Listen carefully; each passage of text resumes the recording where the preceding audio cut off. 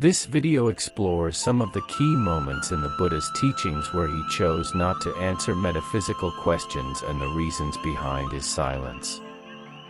As Thich Nhat Hanh explains, the Buddha's approach was deeply practical and focused on the path to liberation rather than speculative or abstract inquiries that could divert people from their true purpose.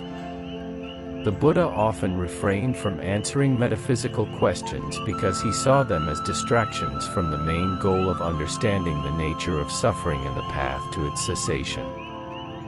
When asked questions about the nature of the universe, the origins of life, or other abstract matters, he would often remain silent or offer a response that pointed back to practical, real-world concerns. For example, when asked about the infinity of the world, whether it was finite or infinite, the Buddha responded that regardless of the world's nature, the problem of liberation remained unchanged. In other words, metaphysical speculations about the universe's boundaries are irrelevant to the immediate task at hand, achieving enlightenment and freedom from suffering. Another famous teaching that Thich Nhat Hanh highlights is the parable of the poisoned arrow.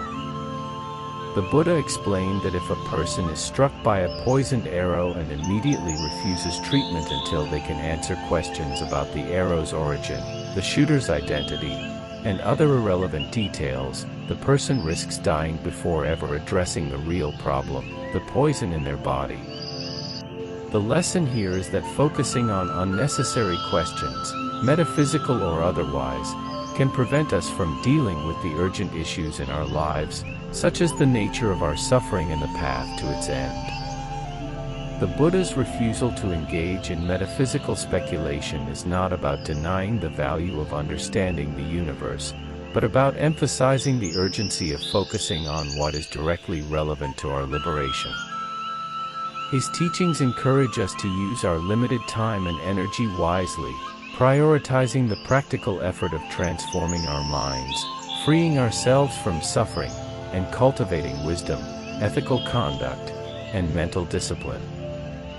In essence, the Buddha's approach is one of pragmatism and compassion, always aiming to bring people back to the immediate task of alleviating suffering rather than getting lost in endless intellectual debates.